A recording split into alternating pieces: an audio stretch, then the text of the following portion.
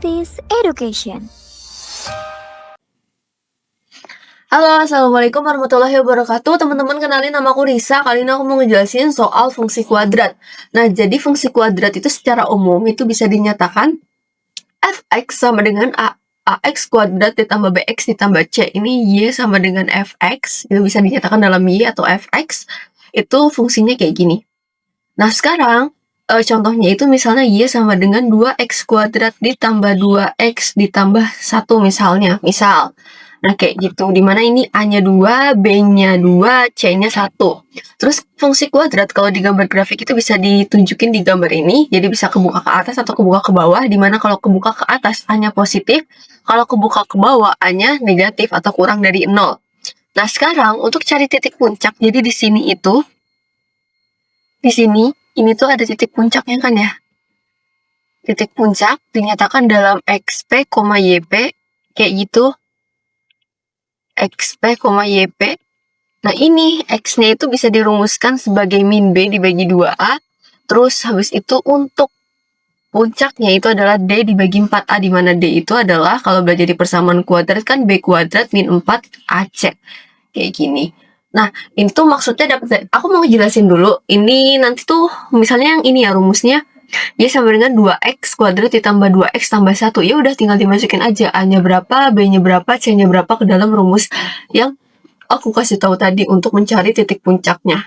Nah, tapi sekarang aku mau ngasih tahu kenapa sih rumusnya bisa kayak gini, karena biar nggak terlalu ngafal-ngafal banget, siapa tahu nanti teman-teman lupa gitu kan ya.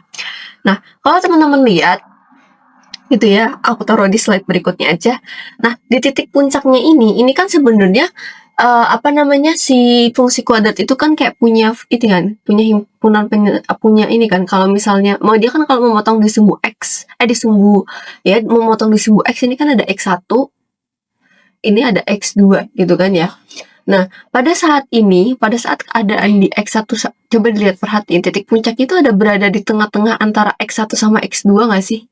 Kalau teman-teman lihat, iya kan, ada di tengah-tengah antara X1 sama X2 kan.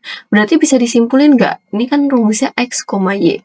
Nah, XP aku tulis ya. Bisa disimpulin nggak? XP-nya itu tinggal X1 ditambah X2 terus dibagi 2. Iya nggak? Nah, keadaan ketika si fungsinya ini itu dia memotong sumbu X ini, itu tuh keadaannya apa? Y-nya sama dengan 0 nggak? Pas di sini. Iya nggak? Jadi kayak fungsi kuadrat. Fx kan tadi rumusnya itu adalah ax kuadrat ditambah bx ditambah c. Nah, keadaan di x1 sama x2 itu ketika fx-nya 0 atau y-nya 0. Berarti ini sama dengan ax kuadrat ditambah bx plus c. Teman-teman perhatiin, ini sama aja kayak persamaan kuadrat gak? Iya kan, ini sama aja kayak persamaan kuadrat. Nah, x1 ditambah x2 di persamaan kuadrat, masih ingat gak rumusnya apa? Nanti kalian review lagi ya. X1 ditambah x2 kalau di persamaan kuadrat itu rumusnya adalah min B dibagi A. Terus ini dibagi 2, makanya hasilnya XP-nya itu adalah min B dibagi 2A. Ini adalah titik puncak di sumbu X gitu ya. Nah, sekarang kita cari di sumbu Y-nya. Logikanya gini, XP-nya kita dapat segitu. Berarti kalau mau cari YP tinggal dimasukin aja nggak sih?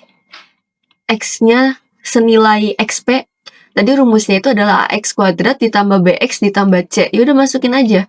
Ini A, ini min B dibagi 2A, terus dikuadratin, terus ditambah B, dikali min B dibagi 2A, terus ditambah C. Nah, sekarang ini berarti jadinya A, B kuadrat min 4A, ini min 4A kuadrat, ini coret ya. Dikurang B kuadrat dibagi 2A ditambah C. Jadinya gini. Sekarang kita samain penyebutnya, semuanya jadi aktoris di sini ya. Kita samain penyebutnya, kita taruh di bawah itu 4A. KPK-nya kan 4A. Ini tetap B kuadrat, ini 4A dibagi 2A jadinya 2, ini 2B kuadrat ditambah 4A ke C jadinya 4AC kan. Atau ini sama aja kayak B kuadrat min B kuadrat ditambah 4AC dibagi 4A. Nah, kita tahu kalau nilai D itu sama dengan apa? B kuadrat min 4AC. Nah, berarti ini jadinya min B kuadrat min 4AC. Sama aja kan? Dibagi 4A. Atau sama dengan min D dibagi 4A. Kayak gitu. Paham ya sampai sini? Jadi dari situ ya rumus-rumus dari titik puncak di titik puncak gitu ya. Titik puncak di persamaan di fungsi kuadrat maksudku, itu bisa dicari dengan kayak gini. Kenapa bisa rumusnya kayak gitu, oke? Untuk selanjutnya aku lanjutin di part selanjutnya aja ya teman-teman. Udah bisa paham kan ya sampai sini? Ladies Education.